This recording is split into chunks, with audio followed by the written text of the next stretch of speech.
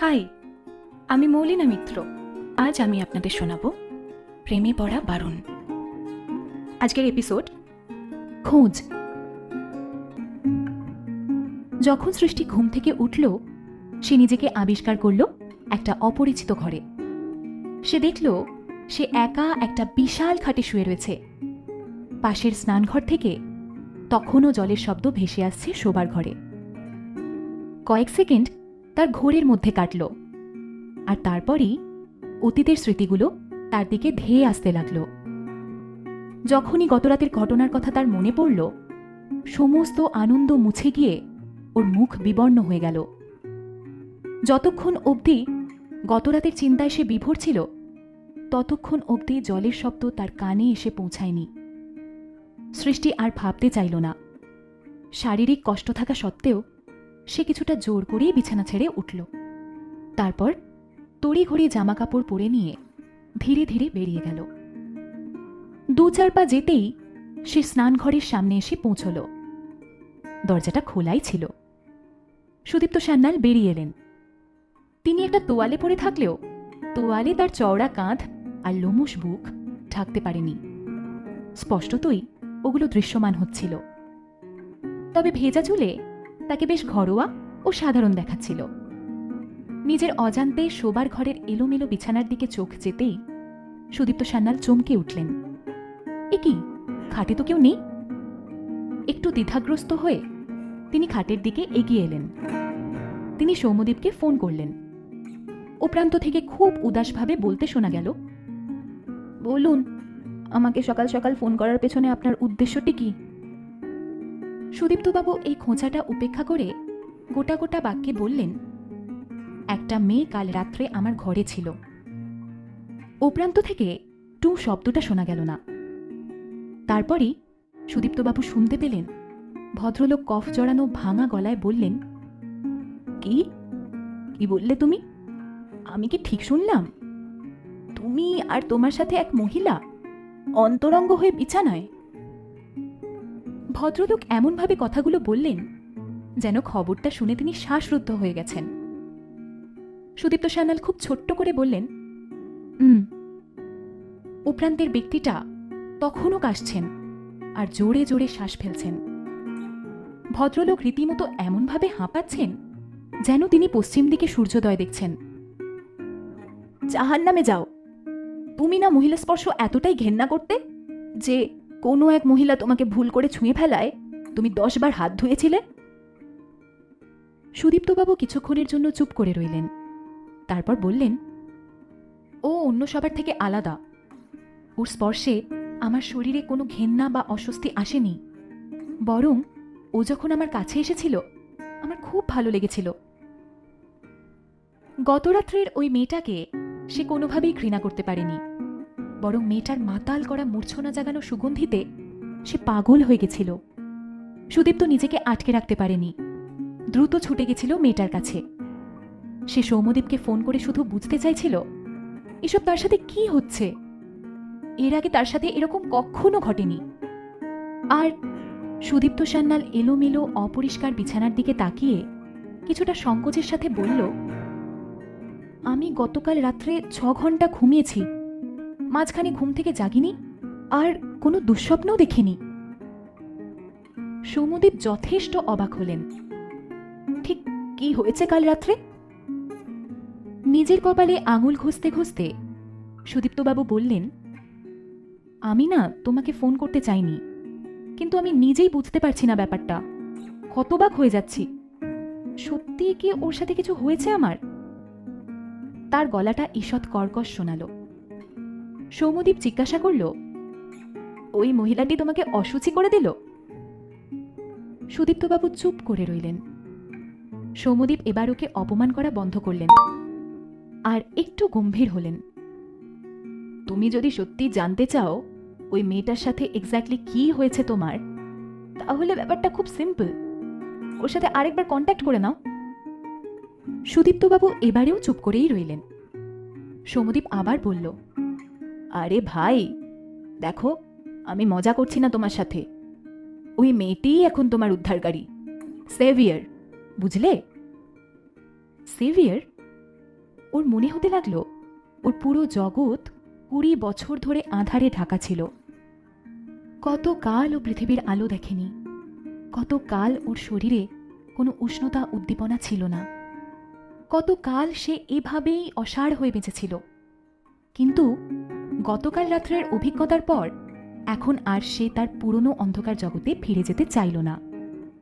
যদি মেয়েটা সত্যি সত্যি তার সেভিয়ার হয়, তবে মেয়েটাকে যে করেই হোক পেতেই হবে, তাতে যা হবার হোক। অতনু বর্মন ফোনটা রিসিভ করা মাত্র স্পষ্ট শুনতে পেলেন মৃদু স্বরে অথচ কঠিন গলায় গোটা গোটা করে সুদীপ্তবাবু বললেন, আগের রাত্রে যে মহিলাটি আমার ঘরে ছিল তাকে খুঁজে বের করো এক্ষুনি। Yes mister Sanyal.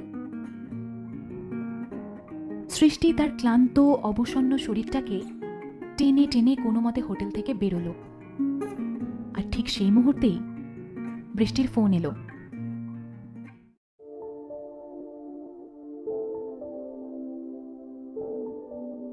দিদি। বৃষ্টি খুব নরম গলায় ডেকে বলল, শোন না, তোর সাথে কথা আছে। সৃষ্টি খুব শক্ত করে ফোনটাকে ধরে একটা দীর্ঘশ্বাস ছাড়ল। তারপর খুব ঠান্ডা গলায় বলল, আমাদের মধ্যে আর কোনো কথা নেই। তাই? বৃষ্টি মৃদু হেসে বলল, আর নীলেশের খবর কি? তুই কি ওর ব্যাপারেও কথা বলতে চাস না? নীলেশ? সৃষ্টির মুখের ভাব মুহূর্তেই বদলে গেল। সে বৃষ্টিকে বলল, নীলেশের ব্যাপারে তোর কি কথা থাকতে পারে? ঠিক কি বলতে চাইছিস বল। বৃষ্টি ওর কথার কোনো উত্তর দিল না, শুধু বলল, আমি হাওড়ার অন্নপূর্ণা গ্র্যান্ড হোটেল কাম রেস্টুরেন্টে তোর জন্য অপেক্ষা করব, ওখানেই দেখা হবে। যখন সৃষ্টি রেস্তোরাঁয় পৌঁছল, দেখল বৃষ্টি একটা আলাদা ঘরে ওর অপেক্ষা করছে। বৃষ্টি সারা মুখে চড়া মেকআপ করেছে। ওর পরনে রয়েছে একটা কালো ফ্রক। ফ্রকটা ওর শরীরের সাথে একেবারে লেপ্টে রয়েছে। ওর চুলগুলো অল্প কুঁকড়ানো আর গা থেকে বেশ মিষ্টি একটা গন্ধ বেরোচ্ছে। সৃষ্টিকে আসতে দেখে বৃষ্টি মৃদু হেসে বলল, আয় দিদি, বস। সৃষ্টি টেবিলের গা ঘেঁষে দাঁড়িয়ে ওর দিকে উদাসভাবে তাকিয়ে রইল। বৃষ্টি সে ব্যাপারে কোনো রকম ভ্রুক্ষেপ দেখালো না। ও খুব উৎসাহের সঙ্গেই নিজের পার্স থেকে একটা চেক বের করে টেবিলের ওপর রাখল। দিদি দেখ, এখানে এখন 11,15,000 টাকা রয়েছে। আমার মনে হয় এই টাকা দিয়ে তুই তোর বাকি জীবনটা আরামেই কাটাতে পারবি। বৃষ্টি সৃষ্টির মুখের দিকে তাকালো। দেখল সৃষ্টি একটা গাম্ভীর্য নিয়ে তীক্ষ্ণ চোখে ওর দিকে তাকিয়ে আছে। বৃষ্টি বলল, আমি জানি যে নীলেশ এখন অসুস্থ আর ওর চিকিৎসার জন্য অনেক অনেক টাকার দরকার। তোর সংসার চলে শুধুমাত্র তোর আয়ের টাকা দিয়ে, আর তুই শুট করে যা পাস তাতে করে চিকিৎসার খরচ জুগিয়ে সংসার চালানো তোর পক্ষে মুশকিল হয়ে দাঁড়ায়। এই টাকাটা পেলে তুই আর নীলেশ ভালোভাবে থাকতে পারবি। সৃষ্টি টেবিলের ওপর রাখা চেকটার দিকে এক দৃষ্টিতে তাকিয়ে আছে, কিন্তু মুখে কিছু বলছে না। দিদি দেখ, আমি আমাদের মধ্যে কোনো রকম রাগঠাক রাখতে চাই না। তোর সঙ্গে এ ব্যাপারটা নিয়ে খোলাখুলি আলোচনা করতে চাই। বলার সময় বৃষ্টির ঠোঁট ঈষৎ কেঁপে উঠল। সে তার পেটে হাত রেখে বলল, আমার বিশ্বাস আগের দিন রাত্রে আমি যা বলেছি তার সবটাই তুই শুনেছিস। আর তুই তো জানিস যে আমি দাশগুপ্তবাবুর বাচ্চার মা হতে চলেছি, আর আমি এই বাচ্চাটাকে জন্ম দিতে চাই। কিন্তু তার আগে তোর আর যিশুদার এঙ্গেজমেন্টটা তোকে ক্যান্সেল করতে হবে, না হলে আমি আর আমার বাচ্চা কোনো দিনই স্বীকৃতি পাবো না। তুই নিশ্চয়ই জানিস যে যিশুদা এখন সিইও পদে সম্মানিত হতে চলেছে, এবং এই সময় ও কোনো রিস্ক নেবে না, তাই তোকেই ইনিশিয়েটিভ নিতে হবে। তুই যিশুদার বাড়ি গিয়ে ওর বাড়ির লোকের সঙ্গে কথা বলে বিয়েটা ভেস্তে দিবি, ব্যাস। বৃষ্টি খুব নির্লজ্জভাবে কথাগুলো বলে যাচ্ছিল, তবুও সৃষ্টি কোনো রকম রাগ বা উত্তেজনা প্রকাশ করল না। সম্ভবত সমস্ত আবেগ অনুভূতি সব তার গতরাত্রেই শেষ হয়ে গেছে। এখন যখন সে তার মুখ থেকে কথাগুলো শুনল, তার নিজের কানেই কথাগুলো খুব ব্যঙ্গাত্মক আর হাস্যকর ঠেকছিল। সৃষ্টি ব্যঙ্গ করে খুব ইঙ্গিতপূর্ণ হেসে বলল, এই যে এই সমস্ত কথাগুলো তুই আমায় বলছিস, যিশু জানে? সৃষ্টি বলল, গতরাত্রে তুই যখন তোর প্রেগনেন্সির ব্যাপারটা জানিয়েছিলি, যিশু কিন্তু শুনে একদমই খুশি হয়নি। আসলে এই যিশুর কাছে বাচ্চাটা জাস্ট একটা অ্যাক্সিডেন্ট মাত্র। আর এর কিছুদিন পরই যিশু যখন কোম্পানির সিইও পদটা পেয়ে যাবে, তখন আর সে নিশ্চয়ই বৃষ্টি রয়ের সাথে তার এই অবৈধ সম্পর্কের কথাটা পাবলিকালি ঘোষণা করবে না, কারণ এর মধ্যে গৌরবের তো কিছু নেই, বরং একথা প্রকাশ্যে এলে যিশু দাশগুপ্তের সম্মান খ্যাতি সব ধুলোয় মিশে যাবে। সুতরাং এটা পরিষ্কার যে না তো যিশু তোর এখানে আসা এবং এই কথাগুলো আমাকে বলা এ ব্যাপারে কিছু জানে, আর না তো ও তোকে সমর্থন করবে। বৃষ্টির হাসিটা নিমেষেই মিলিয়ে গেল।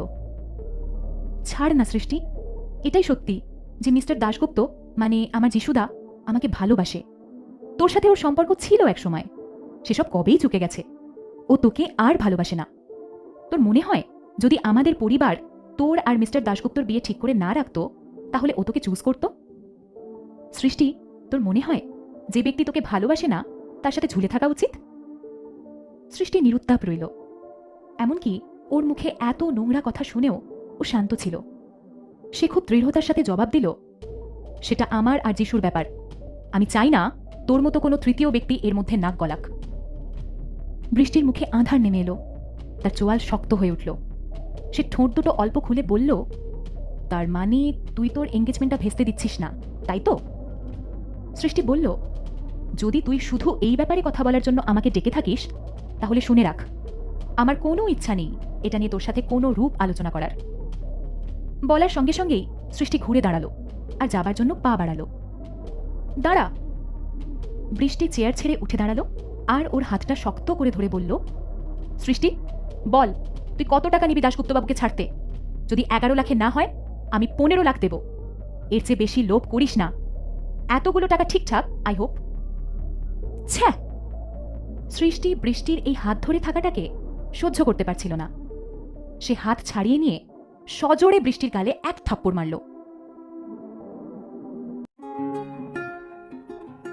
গল্পের পরবর্তী অংশ শোনার জন্য শুনতে থাকুন